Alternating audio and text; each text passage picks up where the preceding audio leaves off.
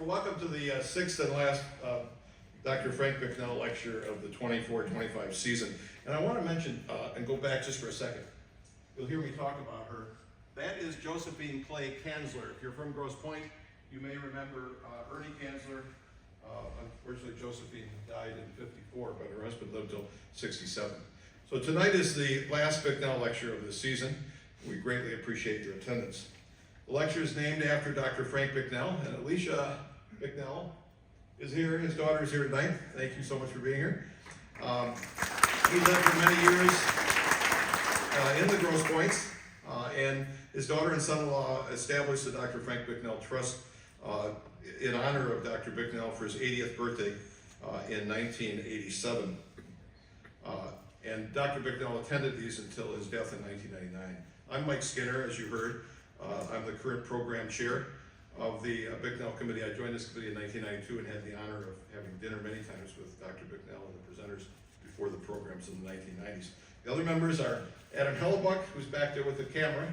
Adam is the assistant head of school at University of Liggett and a former board member. We want to thank him for editing this, and it'll be on the YouTube channel at a later date. And Sue Lewandowski. There's Sue. I want to thank them for serving on this committee which selects the presenters. Additionally, Adam has been editing the recordings and putting them on the YouTube channel, and Sue's been providing the refreshments for the programs at the Cook Schoolhouse for many years. Speaking of that, we will be moving, or the Historical Society will be moving the lecture series to the History Center starting in September. So here's Dr. Bicknell. I should have moved forward, I'm sorry. The Historical Society's offices and collection are located at the Grosse Pointe History Center at 375 Kirchville, across the street from the 1823 Provençal Warehouse, seen here. And the History Center includes the Alfred B. and Ruth S. Moran Resource Center and Archives. Collections of blueprints, documents, drawings, and three-dimensional items fill almost 2,500 square feet. And speaking of the new headquarters, we hope that you'll consider donating to the capital campaign, which is with the money being used to pay off the mortgage and to create a proper endowment for this facility. The 1823 Provençal Warehouse was acquired in 1988 and restored by the Society in the 1990s. Is currently decorated to represent the period from the home's origin in 1823 through the 1910s, when the house was located to its current, relocated from Provençal Road and Lakeshore to its current position. The Society's one-room schoolhouse program was located in this, the oldest remaining home in the Grosse Pointes, for more than a decade. And the LaBelle Country Store is also located there. It's named in honor of the family that moved the house from Lakeshore to Provençal Road. On June the 13th, the Grosse Pointe Historical Society will hold its annual fundraising gala, this year entitled Glorious Night, which will be held at 30 Preston Place, the former Louise Weber Jackson house. And if you can imagine Weber being the Weber family, she was a niece of Jael Hudson, and a limited number of tickets and sponsorships are still available. The house was created or designed by Duncan Candler in 1932.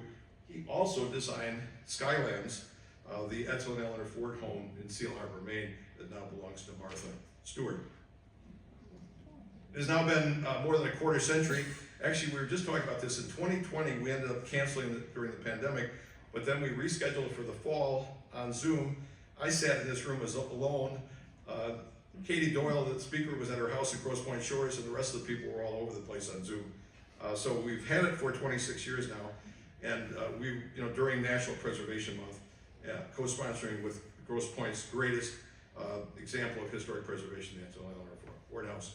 We are all, even if you're not from Grosse Pointe, fortunate that Mrs. Eleanor Clay Ford endowed this estate for public use. Mrs. Ford's will, which was finalized shortly after the Anna Thompson Dodge Rose Terrace residence was demolished in early 1976, included the following statement, quote, "Where once there were many extraordinary residences, mine is the last to remain. Elsewhere in our country and in England and other parts of Europe, ways have been found to preserve such residences for some form of public use, and they remain a witness to the past as a part of the history of the area and an enrichment of the lives of future generations." Continuing the quote, "I have taken note of the need in our society of preserving open spaces, of the increase in leisure time and increased opportunity for leisure activities, and the importance of fostering an interest in the history and traditions. Moved by these and other considerations, especially mine, Because mine is the last of the many grand homes in the area, I've decided to leave my residence along with suitable furnishings in such manner as to allow the resident to remain and the property to be used to benefit the public, unquote. With this final act, the home and the furnishings remain intact as a window to the past, Grosse Pointe's past. And we want to thank the Ford House again for helping co-sponsor this program. Tonight we will talk about, and this is Henry Ford and Mr. Stout. We'll talk about him in a moment. We celebrate the Centennial of Ford Trimotor airplane. As Ford Motor Company President Edsel Ford oversaw the development of this plane and led the company's aviation ventures until World War II. As we'll learn tonight, the Ford's family involvement predates the Trimotor and continues to this day. Normally at this point I would introduce the evening's presenter, but as most of you know, I'll be presenting as a memorial tribute to my late friend Tim O'Callahan. And Tim's son Tom and daughter Pat are here. Patricia, you raise your hands. Thank you for coming.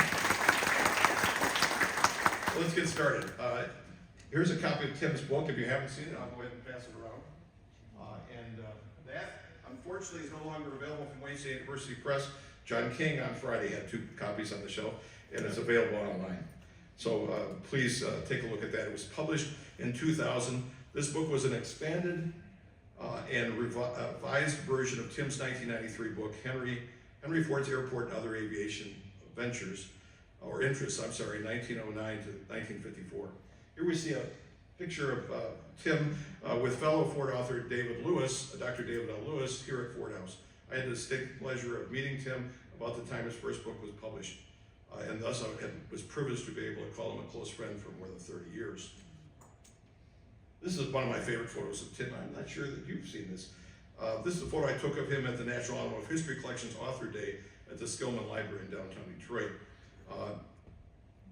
Tim's father secured a position with Ford Motor Company at their new Alexandria, Virginia plant in December of 1931 when Tim was 16 months old. Sadly, Tim's older brother, who had enlisted in the Marines in World War II, was killed in Okinawa, in 1945. In honor of his brother, I like to say, although Tim would argue with me sometimes about that, Tim joined the Marine Corps Reserves as soon as he could in high school. And then he dropped out of high school in his senior year to join the Army. And there he would quickly earn a GED. And who would have known, here is Tim with fellow authors Ford Richardson, Bryan, and David Lewis, that I would end up presenting programs based on the books of these 3 gentlemen during their lifetimes and up to the present day. In the Army, Tim was assigned to the post-World War II occupation of Japan, where he would spend almost 3 years. Soon after being discharged from the Army, Tim secured an hourly position at Ford's Metuchen, New Jersey plant, about 30 miles from New York City. This would lead to a career mostly in fleet sales that would last almost 40 years. He was given 40 years credit, just short of 40 years. In 1952, he utilized the GI Bill to enroll at Seton Hall University. In 1954, he was transferred to Teterboro, and I think you guys know where I'm heading, and was given a typing test so he could be considered for his first office position. They didn't know he could only do 10 words a minute. Fortunately for Tim, Doris Hennessy administered the test and fudged the results. She would go home that night and tell her parents, "I met the man I'm going to marry." And sure enough, they did so in 1955. We'll hear more about Doris later on. Here we see Tim in a Ford Trimotor over Lake Winnebago near the Experimental Aircraft Association Museum in Oshkosh, Wisconsin, where they continue to operate flights in these iconic planes. The pilot let Tim not only sit in the co-pilot seat, and since they're no longer with us, I can tell you he actually took the controls, which he should not have. He was not rated, but nonetheless, quite a day. Tim was always interested in aviation. After retiring from Ford Motor Company, he volunteered for many years at the Benson Ford Research Center next to the Henry Ford Museum. He worked primarily on their aviation records and photographs, in addition to writing 3 books. He had over 50 articles related to various topics in Ford periodicals. They covered many topics, not just aviation, and one of them was collectibles, which Tim bought and sold. I became one of his best customers. Here's a photograph I took of Tim and the members of the Henry Ford Heritage Association. Somebody I see right there is in that picture. It was at Willow Run in 2022 after the Aviation Museum acquired a Trimotor. And Tim liked to jokingly say, you see Tim down front with Rick Linder, that day they had a Ford bimotor because the 3rd engine was in Oklahoma being rebuilt. As president of the Henry Ford Heritage Association at the time of the publication of Tim's book, I had the honor of presenting Tim with the association's Friend of Ford Award for promoting interest in the life and accomplishments of Henry Ford. By the way, he got up that night and said, Mike's one of my best customers, but he always insists on giving me cash. I told him he'd give me a personal check. My wife Sandy was there, and I got in trouble about that, so that was Tim. A couple of years before I took this picture of Tim on his 92nd birthday, he suggested that we needed to prepare for the Centennial of the Ford Trimotor, a topic that had become such an important part of his life after his retirement from Ford Motor Company. That's when I began to work on the presentation, which I reviewed regularly with Tim to ensure that he was satisfied with the text and photos. Here's a picture I took with Tim with Edsel Ford at the Dearborn's Henry Ford Centennial Library. We will soon learn why Edsel later referred to Tim as his new best friend. I want to once again thank Tim and his children for letting me present this program, which has greatly expanded from the 40 slides that Tim used to show to groups for more than 20 years. Tim also put out a second book in 2011, In Service of America. This book is still available, although I only have my own autographed copy, but you're welcome to take a look at it on the way out. It covers mainly military production by the company in World War I and World War II. Tragically, Tim's wife, Doris, died in October 2010 before that book.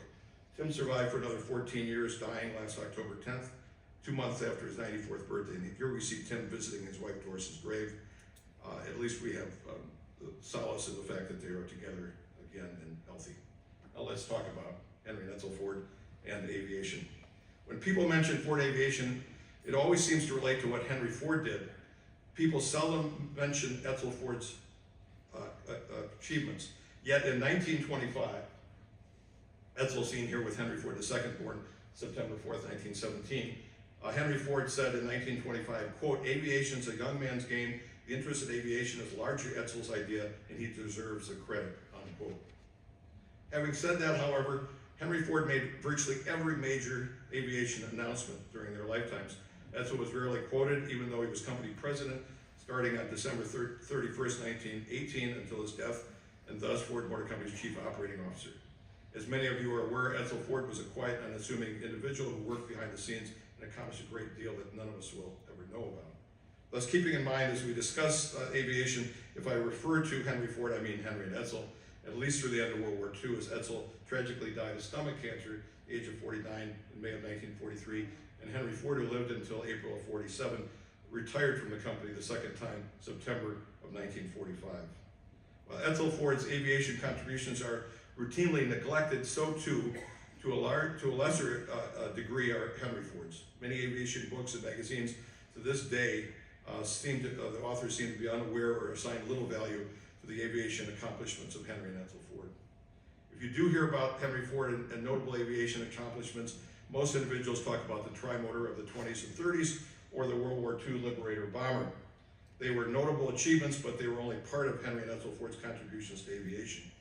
Ford Motor Company's early history coincides with the beginning of powered flight.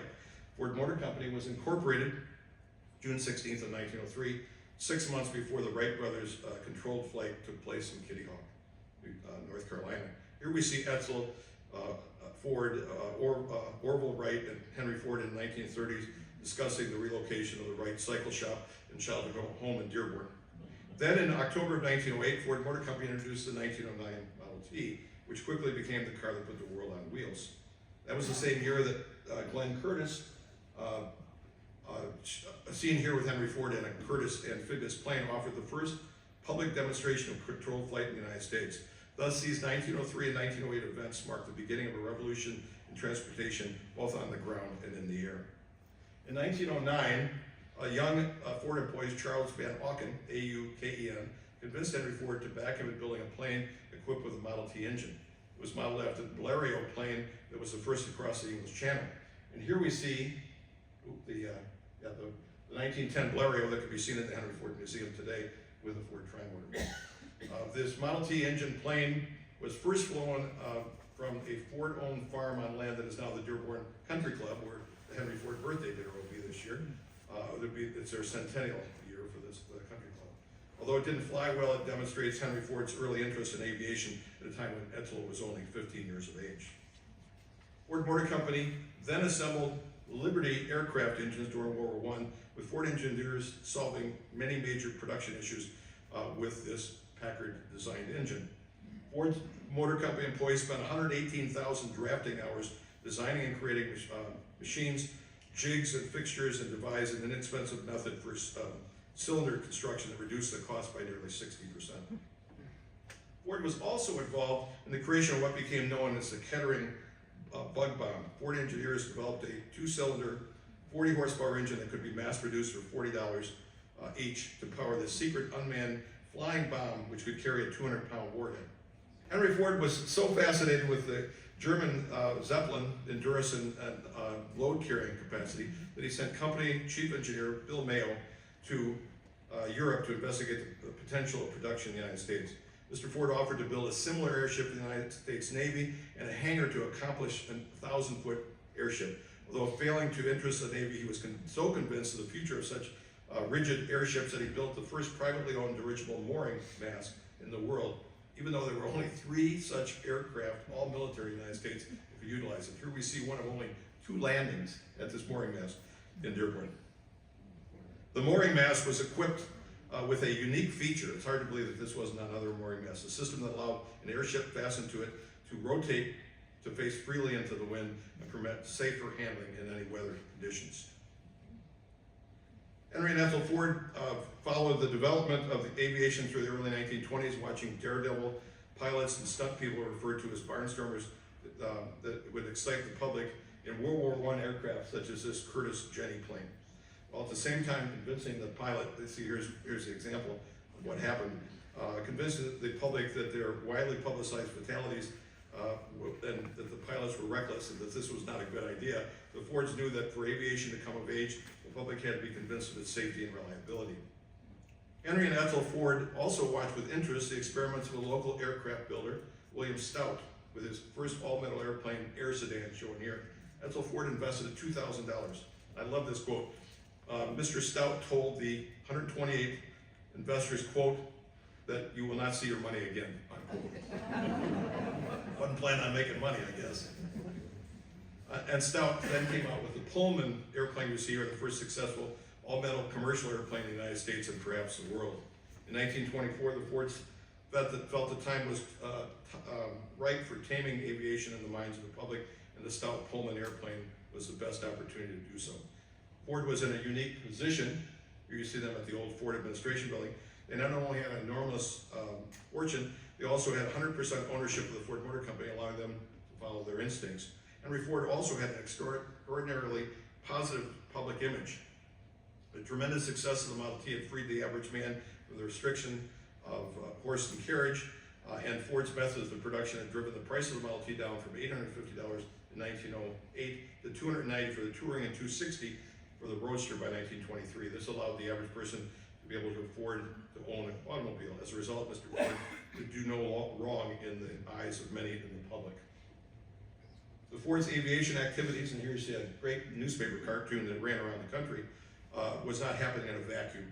They were operating against a background of government activities that had been simmering for years. Legislation to control and license commercial aviation had been recommended as early as 1918, as bills were introduced in Congress every year until the Air Commerce Act was passed in 1926. Keep in mind, until the implementation of this bill in 1928, any person, he or she, could get off the ground, could fly anything. No rules related to aviation in the United States existed up to then. Carried to the extreme where cases were local. Police would arrest daredevil pilots for flying dangerously low over a city and would be forced to release them because there were no laws prohibiting it. Almost a companion to the Air Commerce Act, which was also discussed in 1918, had been the effort to expand airmail service, which culminated in the passage of the Air Mail Act of 1925. The act directed the Postal Service to contract for the transport of domestic mail with commercial carriers. The impact of these laws was not readily perceived by the public, but those interested in aviation were aware of these efforts, and certainly that included the Fords. In 1924, Henry and Edsel Ford committed themselves to aviation further by building a brand new airplane factory in Dearborn.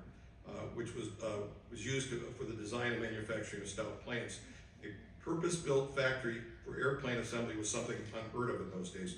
Even Mr. Stout amazingly commented, quote, "I am awed at the expenditure of even small amounts on such a precarious thing as aviation. We designed the cheapest building that would fit our needs," unquote. Henry Ford also constructed at the time what was considered the finest airport in the United States, if not the world. The site included 719 acres, on which 2 grassy air runways were created, one 3,400 feet long, the other 3,700 feet, and extended to 4,200 feet. Notice at the top, the Rouge River, that wooded area and the area just in front of it by this tree line is Greenfield Village today. You'll see much more of that in a moment. On July 1st, 1925, so we're up to the 100th anniversary here, a 450 million watt candle-powered Sperry beacon searchlight was installed on the hangar, covered with a tarp here, which was visible from the Cleveland Municipal Airport 90 miles away.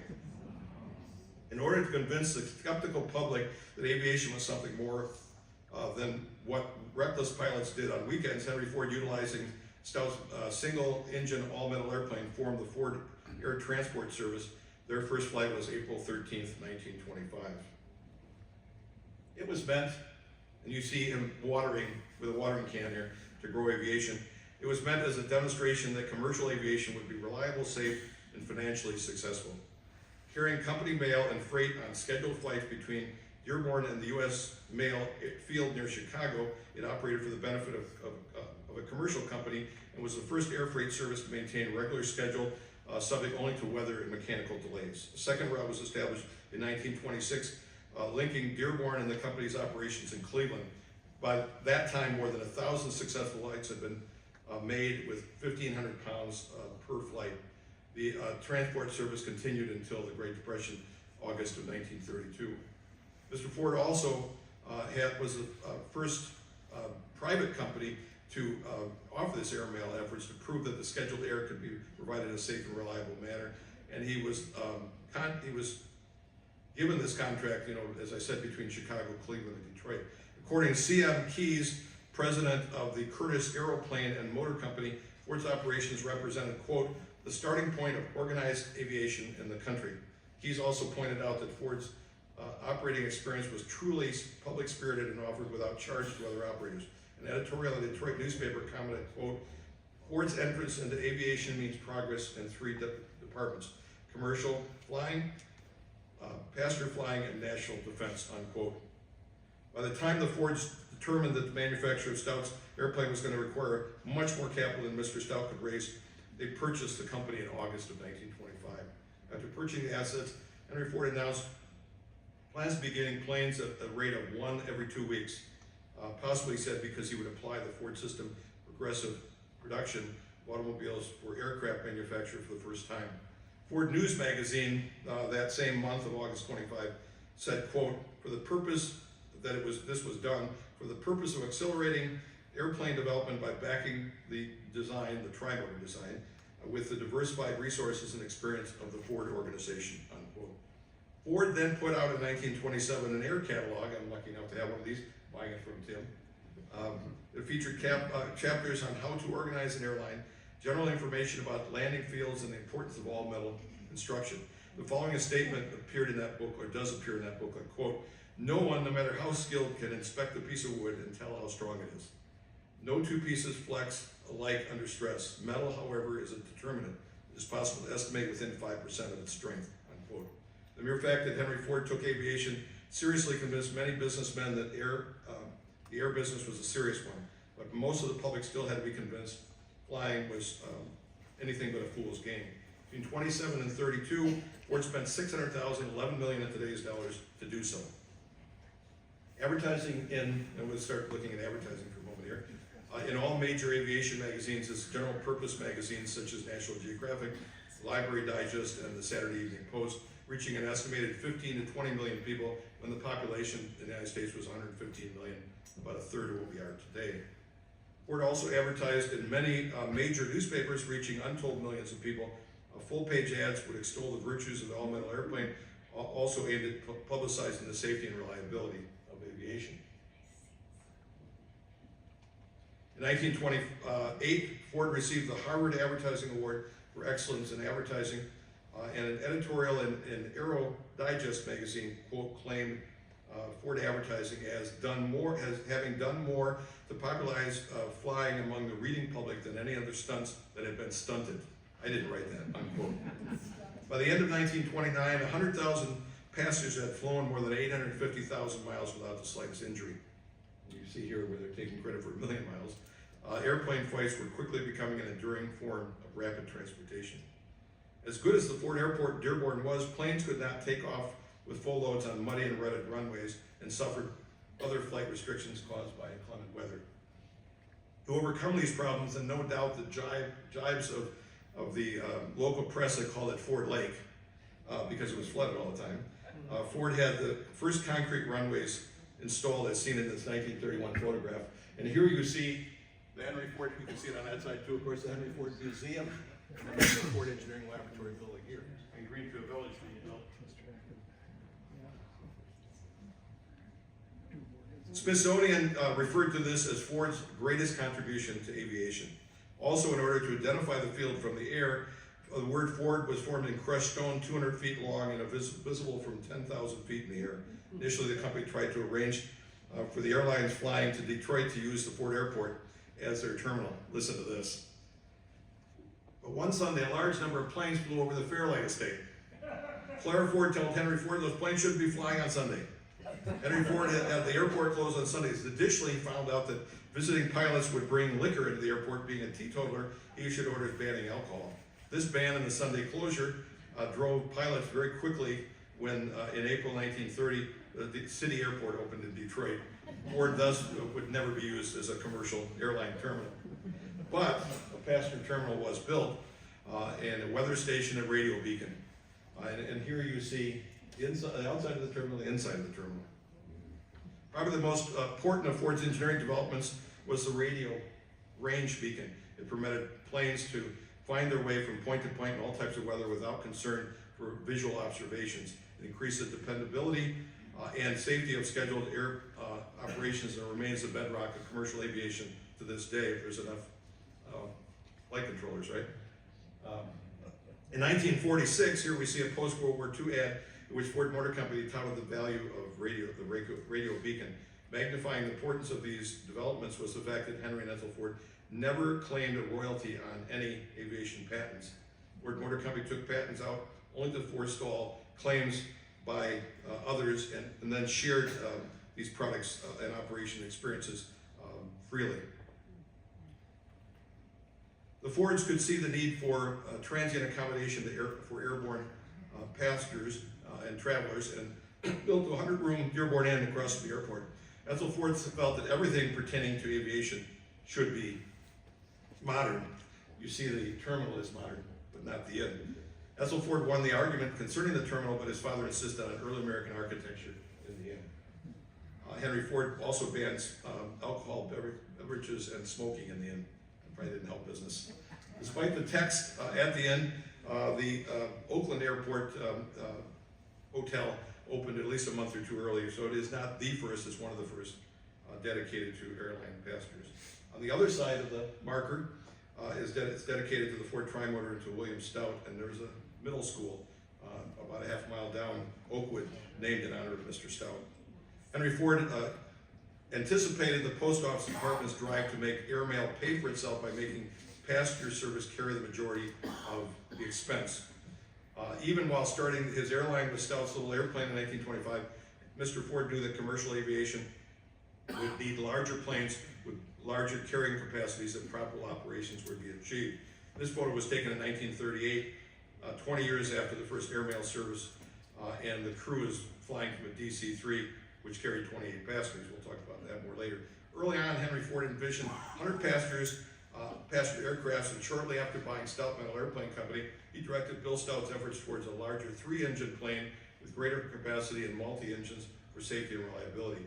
The results, though, were less than anticipated. The Stout-designed 3AT was ugly and flew like it. Mr. Ford was unhappy and was heard to remark that he had bought a lemon and he didn't want anybody to know about it. Soon afterwards, Ford now owned the company. The Ford Motor Company stout metal airplane plant burned down with a hated 3AT inside. Ford quickly built a much larger airplane factory, and Ford engineers took over aviation design. Mr. Stout was assigned to public relations. We all know somebody that's had that happen to them, right? Yeah. We're going to transfer you to this department, so we'll get you out of the way. With the advent of the first Ford Trimotor airplane, Ford declared that he would build nothing but all-metal, three-engine planes at a time when there were no other all-metal airplanes in the United States. Only the German Fokker, a wooden-winged, fabric-covered plane, offered a three-engine aircraft with similar passenger capacity of 14 passengers. But Fokker continued to offer single-engine planes too. With this announcement, Ford established the assembly line method of producing airplanes when every other manufacturer is building them by hand, one at a time. The all-metal three-engine plane, backed by the Ford name and advertising, revolutionized the Ford's and the public's conception of safety in the air. Ford Trimotor airplanes were purchased by the Army, Navy, and Marines, and all major airlines existing today, or their predecessors, had Ford Trimotor airplanes. By 1931, 101 airlines used Ford Trimotors. Ironically, in the late 1920s and 30s and early 30s, Ford all-metal Trimotors were used by barnstormers, as you see here, but with a difference. The all-metal three-engine plane now represented safety in flight instead of daredevil antics of pilots in wood and fabric planes just a short time earlier. Many thousands took their first flight in a Ford Trimotor, and even the most reluctant spectator often described how safe the plane looked. The TAT, Transcontinental Air Transport, was formed in 1928. Initially offered a 48-hour coast-to-coast trip with passengers taking flights during the day and trains at night. The first leg was a Pennsylvania train that left New York City at 6:05 p.m. for an overnight trip to Columbus, Ohio. Passengers then boarded a Ford Trimotor for an 11-hour flight to Winoka, Oklahoma, with at least 3 stops along the way for refueling.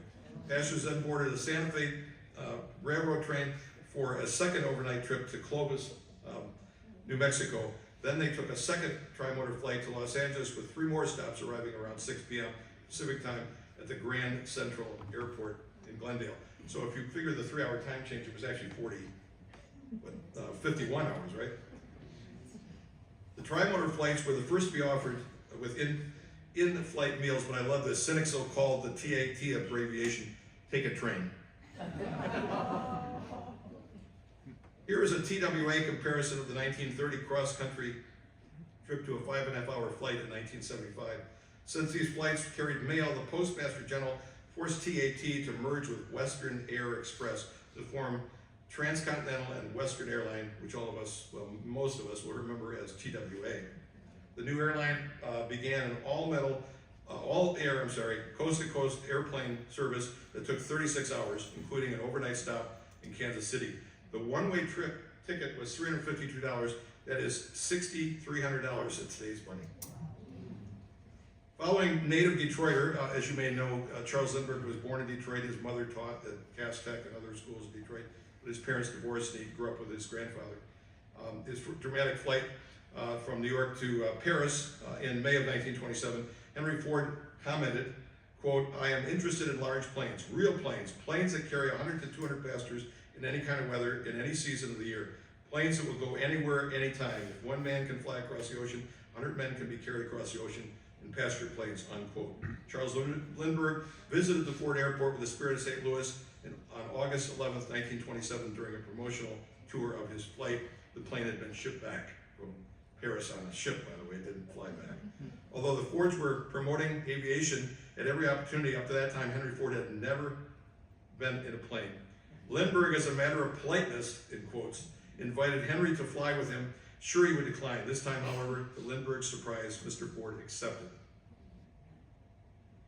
Lindbergh wrote in his book, Autobiography of Values, quote, "The Ford men standing around us looked astounded, but of course no one questioned the wisdom of Mr. Ford's decision, not at least in words. My cockpit had been designed to fit snugly around one slender man, 6 foot 2.5 inches in height. It was possible for another person to sit hunched up on the armrest of the pilot's seat, but that was the most uncomfortable position and it forced me to lean awkwardly to the left of the fuselage to make room. In the spirit of St. Louis, bent over, cramped, and delighted, Henry Ford made his first flight in the airplane, unquote. That is a Lindbergh quote. Lindbergh took Henry Ford on a short flight over Dearborn, and then Edsel Ford went up with him. Both Fords then accompanied Lindbergh on their first flight in a Ford Trimotor with Lindbergh as the pilot. Lindbergh's next flight took place at the Ford Flivver plane, a one-man plane, and Lindbergh quote said, "That gives you a real sensation of flying that you can't get in one of the larger planes," unquote. Lindbergh later said he was impressed with Henry Ford.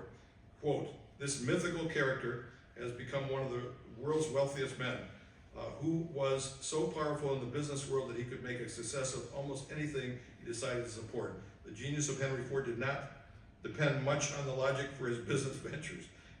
Intuition played a major part in his phenomenal success. Ford Motor Company maintained a tradition of action. Men who do not take action do not hold their jobs very long, and everyone working for the company was well aware of that," unquote. Again, another Lindbergh quote. Shortly thereafter, design and production of the 32-passenger 14T began. The 14A had a smoking room. I always love that people smoked in planes. We think it's crazy now, but they did it, of course, when I was flying as an early businessman. 2 laboratories and a galley. Although it never flew, over $1 million went into this plane before the Great Depression led the Fords to shut down Ford's aviation division. Ford engineers built several other experimental aircraft, including the one-man flivver plane that Charles Lindbergh flew in. The idea of a single engine personal plane with only seat for one, eventually it's supposed to be for 2, captured Edsel Ford's imagination after Lawrence Sperry, son of the gyroscope inventor, landed on a meadow, the Jensen's Meadow, at Clare and Henry Ford's Fairlane estate in 1923 in a single-seat Sperry Messenger biplane. Edsel Ford commented that just as his father had managed to sell the public on automobiles, quote, "We ought to be able to sell airplane flivvers to the same type of individuals, pioneers who are going to break unbroken ground and fly despite all obstacles," unquote. Flivver had become the common nickname for the Ford Model T, and Edsel decided to use it for the one-man plane. The basic model was a single-seat private aircraft known as the Ford Flivver No. 1. First flown on June 8, 1926, it was hailed by the press as the Model T of the air. Weighing 350 pounds, it was powered by a 3-cylinder 35 horsepower Anzani engine, but Flivver No. 2 had a 35 horsepower 2-cylinder Ford engine at a top speed of 85 miles an hour. In an era when aviation speed and distance records were broken almost daily, Flivver No. 3, slightly larger than the other 2, was designed to break the world distance record for light planes, which then stood at 870 miles. Ford's favorite test pilot, who, by the way, flew to work from his home in Birmingham in one of these for quite some time, 25-year-old Harry Brooks departed from Dearborn in January of 1928 for Miami, Florida. After over 9 hours in the air, he was forced down near Emma, North Carolina, by rough weather and icing. He returned to Dearborn, tried again for the next month. This time he managed to make it as far as Titusville, Florida, where he managed to land on the beach after discovering a fuel leak. He received credit for having set a new nonstop record of 972 miles for this type of aircraft. Sadly, though, just 4 days later, when he attempted to resume the flight to Miami, he disappeared over the Atlantic Ocean, and his body was never found. There's the wreck. I just gave a dealer tour at 12:30 today, and we left the Edsel Ford Experience Center, what used to be the Spirit of Ford, across from the museum, and walked right by this plaque. And so in 1922, the Boy Scouts put this in. And it's on a large rock in the island in the middle of Village Road there. The last surviving, which I also pointed out to the dealers, Ford Flivver plane now hangs in the Henry Ford Museum.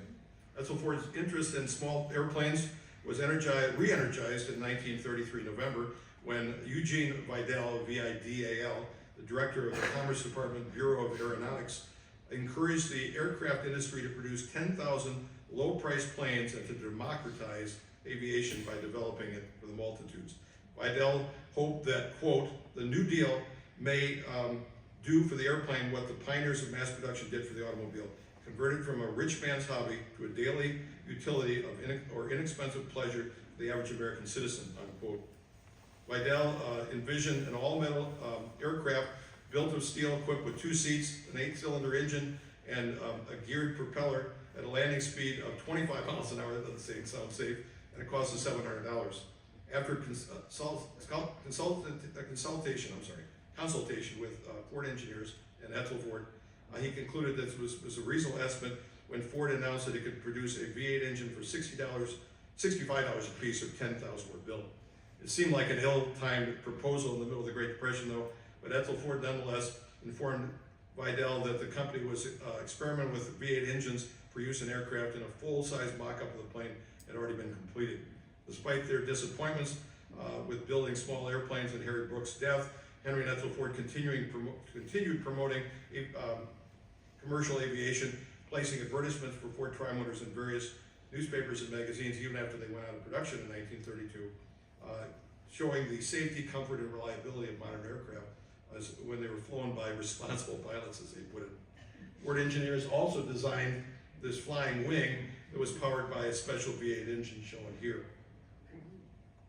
Henry and Edsel Ford supported aviation in many other areas, and they were major sponsors of commercial airline reliability tours beginning in 1925. Initially called, quote, the Edsel B. Ford Reliability Tour for the Development of Commercial Aviation, unquote, they were subsequently promoted as the Commercial Airplane Reliability Tour for the Edsel B. Ford Trophy, sometimes shortened to the Ford Air Reliability Tour, and then later the National Air Tour. They all began at the Ford Airport in Dearborn. And here you see the mud at that airport early on. These tours were designed to demonstrate the safety and reliability of commercial aviation to the public as they visited cities throughout the United States and eventually Canada over the next 6 years, thus introducing the idea of air travel to millions. And then here's with the runways later on. Visitors to this event included Clara Ford and her 2 oldest grandsons, Henry II Benson, who are also seen here with, again, their aunt, Josephine Clay Cancel. Again, a Grosse Pointer from 241 Lakeshore.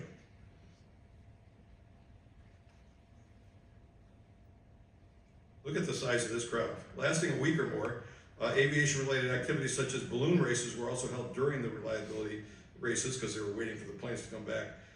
And once again, Henry Ford II and Benson attended. Henry Ford II is seen here on top of the Fox News movie tone truck, which was being used to film this event.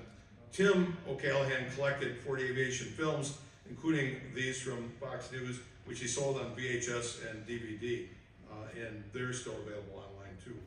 You don't sell those, Pat, do you anymore? No. Too bad. We put them on flash drives, you could make some money. R.V. Campbell of the Detroit Board of Commerce had proposed these tours, patterned after the Glidden automobile tours initiated in 1904 to gain public acceptance of the automobile. Henry Ford adopted the idea, and Edsel organized the air tours in 1925 to, as Edsel put it, quote, stimulate interest in civilian constructors and pilots, and to end the dominance of the military and the emphasis on thrills and stunt flying, as well as to demonstrate the reliability of travel by air on a predetermined schedule, regardless of the intermediate ground facilities, unquote. All entries departed from Ford Airport in Dearborn, made stops at 12 cities the first year, and then returned after 1,775 miles within 6 days. The first air tour began on September 28, 1925, the last in 1931, and in 31, it covered a greatly expanded 4,818 miles with 33 stops in the US and Canada. The total prize money raised by Ford dealers to bring the event last year to more than $13,000 in 1931, but in 1932 funds could not be raised due to the heightening or the worsening Great Depression. Second in a number of awards over the 6 years were Ford Trimotors and single-engine Stout planes. Mr. Stout was still building his own at that time, with 9 entries, 2 firsts, 2 seconds, and a total of $13,000 in prize money.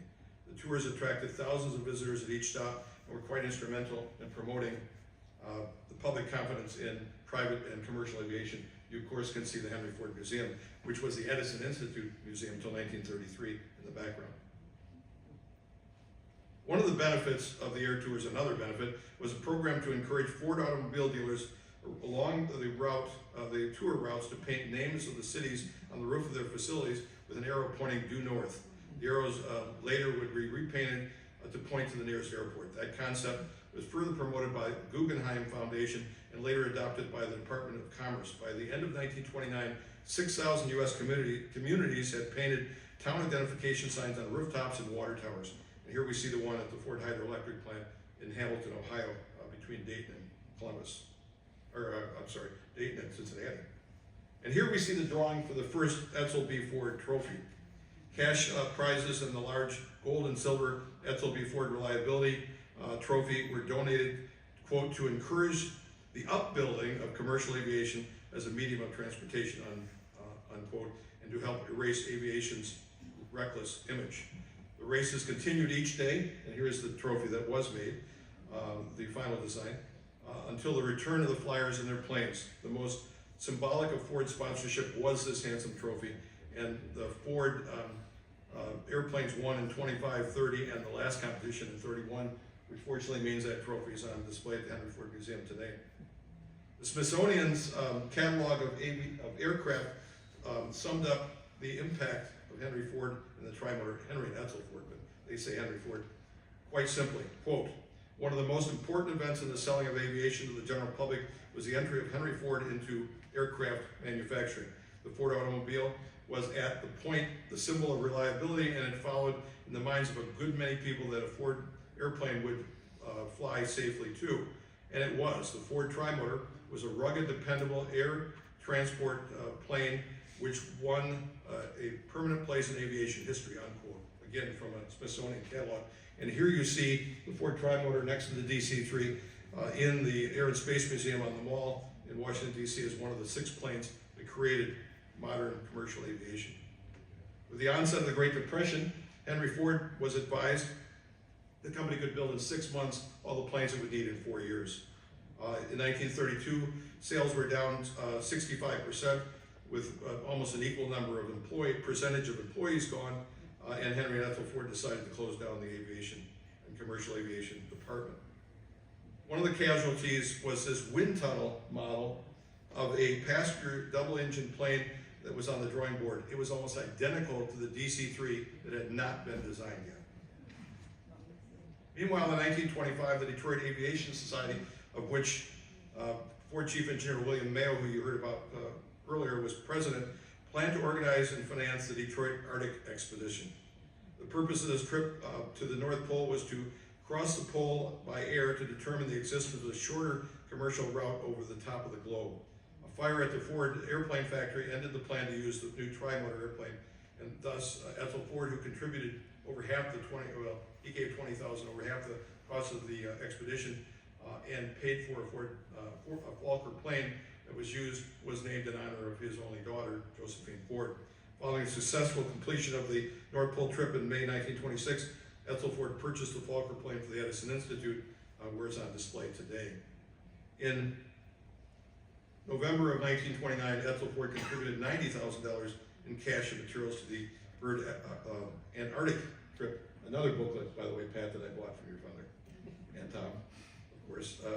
The Ford Trimotor 4AT used for this expedition was named for Floyd Bennett in memory of the deceased Arctic expedition pilot. The plane was left behind, buried in ice and snow, until 1935, when Byrd returned to Antarctica, retrieved it. Damage to the plane's skin occurred as it was dug out. It was returned to New York City by a merchant ship, disassembled and packed in 25 crates and shipped to Dearborn, listen to this, Art, via the Erie Canal, where it traveled on the Ford Channel boat, the SS Edgewater, to Lake Erie, and then shipped to Dearborn on another Ford ship. It was then placed on display in the Henry Ford Museum, or what was named the Henry Ford Museum in '53, the Edison Institute Museum. On October 23rd, 1934, the famous balloonist and scientist, Dr. Jean Felix Picard, and if you watch Star Trek, that's where the second generation Captain Picard name came from, went up with his wife Jeanette, sorry, I'm getting ahead, there we go, went up in lifted off from the Dearborn, the former airport in Dearborn, in a steel gondola hanging from a 100-foot diameter balloon. They would reach 57,900 979 feet and bring back pioneering data on cosmic rays. The flight was unique in two ways. It was the first major flight that was navigated with a woman in a balloon, and the first major flight where a woman would enter the stratosphere. They landed safely in Ohio 5 hours later after leaving Dearborn. Some 45,000 people flocked to the site of the former airport for the launch, and again, many of you will recognize the name Picard. Henry Ford was a great admirer of the Wright brothers. While Wilbur Wright had died in 1912, in 1937, Orville Wright assisted in the relocation of his childhood home and bicycle shop, where he and his brother had built their first gliders and the first powered airplane in Dayton, Ohio, to Greenfield Village. Mr. Wright is seen here on the porch of the Wright home with Henry Ford. The buildings were rededicated in Greenfield Village in April of 1938 with Mr. Wright as a guest. And here we see a newspaper clipping showing Henry Edsel Ford and William Clay Ford Sr. with Mr. Wright at this dedication. Henry Ford also collected modern inventions along with historic items for the Edison Institute, which is still the legal name of Henry Ford. This included the VS-300 helicopter, which inventor Igor Sikorsky donated on October 7, 1943, only 3 years after its introduction. Here we see Henry Ford II, who had been released from the Navy to help run the company after his father's tragic death on May 26 of 1943, along with Charles Lindbergh, who was then employed by the Ford Motor Company at Willow Run, test pilot C.L. Morris, Mr. Sikorsky, and Henry Ford. Mr. Sikorsky made a brief flight in his first successful helicopter on the front lawn of the museum that day, with all of the students from the Edison Institute schools and many other dignitaries. Lucky he didn't crash into them. During the demonstration, Mr. Sikorsky and test pilot C.L. Morris demonstrated its exceptional maneuverability. They took a 6-inch ring and stuck that nose of the plane through it, or the helicopter through it. And the donation came in the middle of World War II. Only Henry Ford could justify such events during a world war. A confirmed pacifist who thought that war was for politicians and greedy industrialists, Henry Ford was attacked, belittled, and ridiculed by the press for the United States entered World War II after the Japanese attack on Pearl Harbor on December 7, 1941. And we declared war. Henry and Edsel Ford quickly directed the enormous production facilities and staff of their country to the war effort. In every war contract undertaken, Ford managers, designers, and workers devised ways to improve quality and to increase production, while at the same time driving down costs. Nowhere was this more evident than in the introduction of the assembly line approach for assembling B-24 bombers at Willow Run and the troop carrying gliders built at Ford's Wood Products plant in the Upper Peninsula.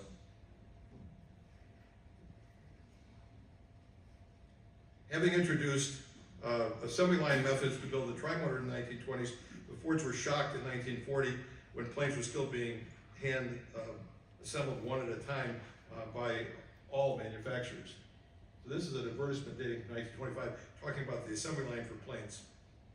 Once again, the Ford Motor Company would revolutionize the assembly of large bombers by precision construction of the B-24 on the assembly line.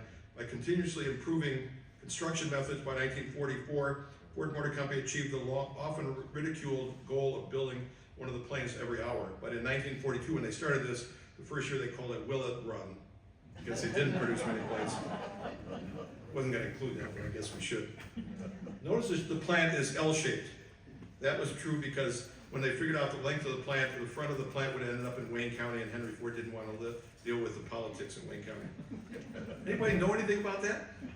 Anyway, although the company is perhaps best remembered for this outstanding accomplishment and production methods and standards set in aviation, they also turned out 4,500 Pratt & Whitney R2800 engines.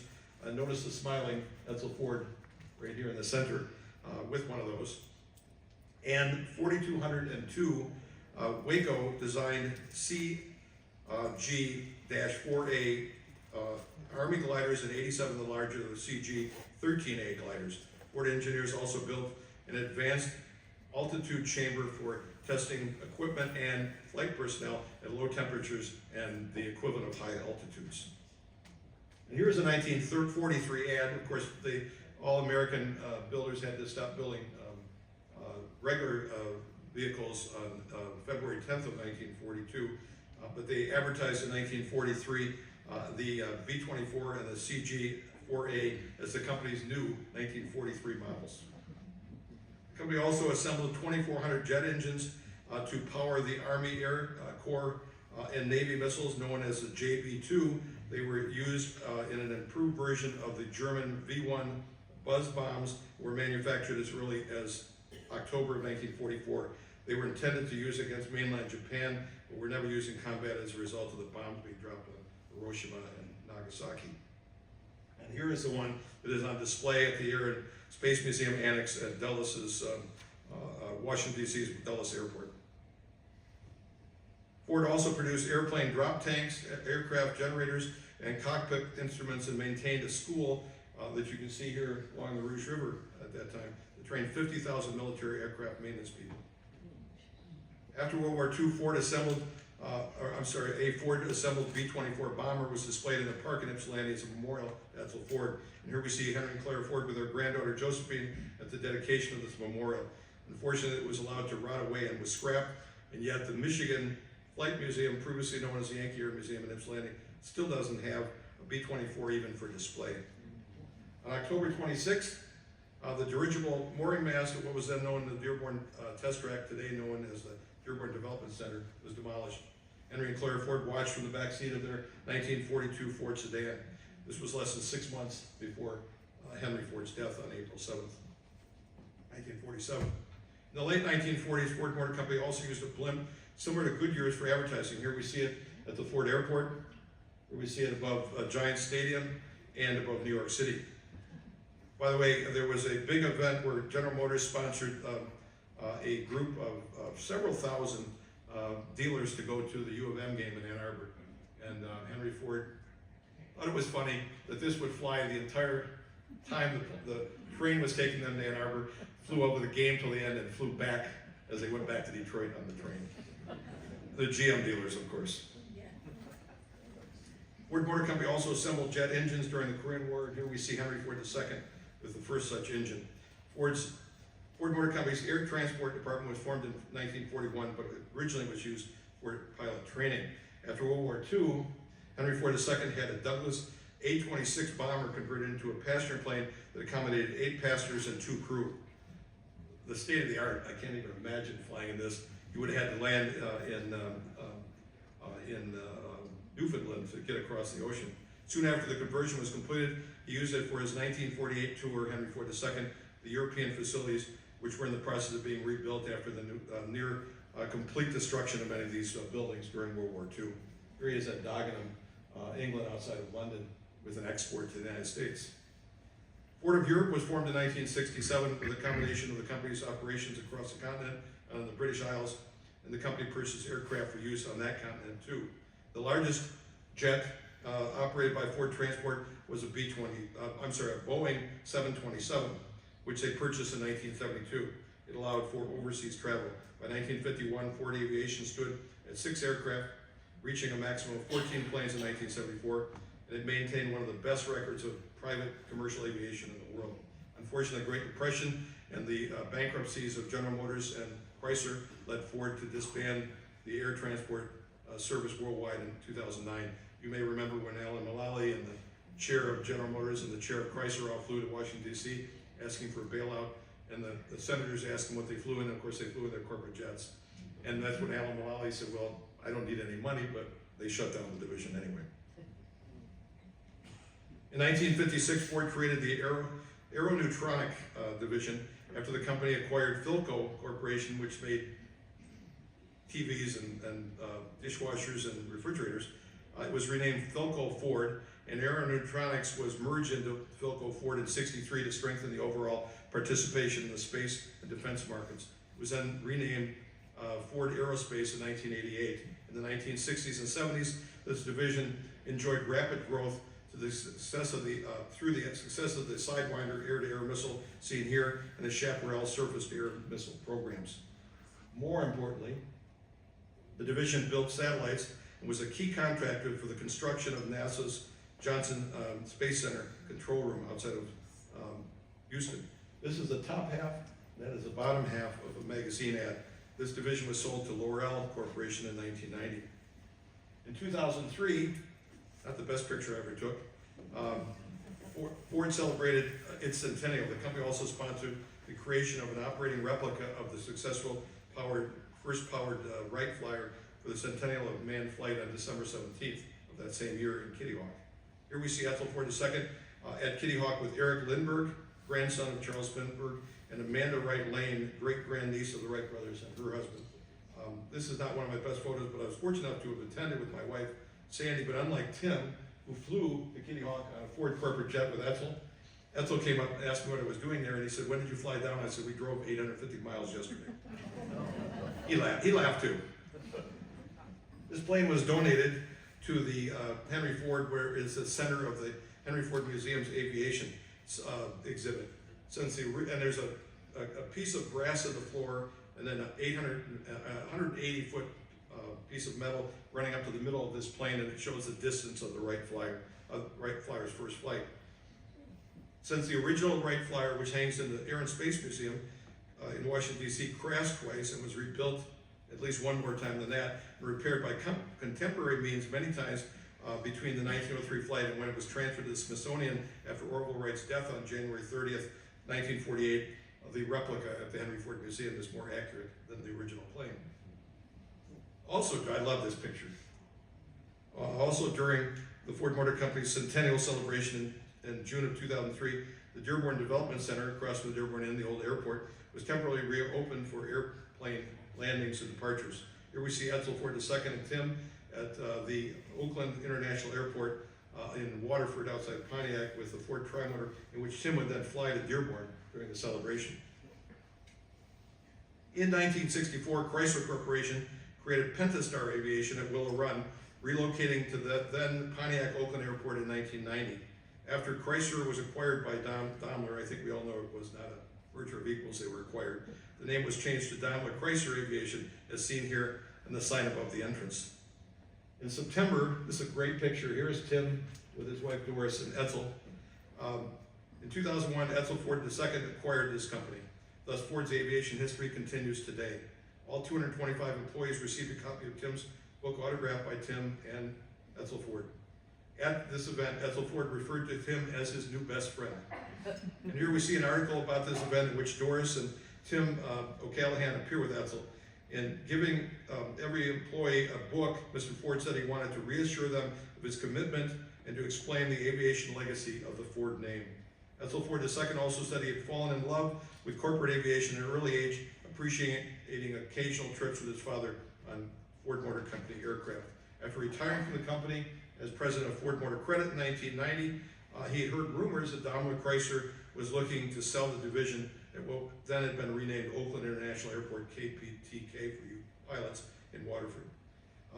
Though the rumors also indicated there was already an interested buyer, Mr. Ford contacted the company and found that Daimler Chrysler's vice president of strategy was a former Ford employee with whom he had worked.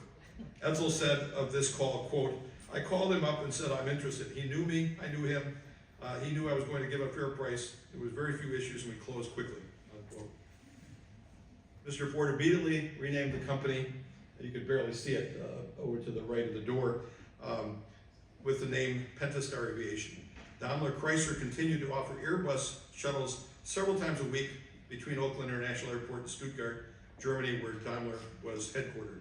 Edsel Ford's aviation company continued to handle these flights, providing fuel and catering.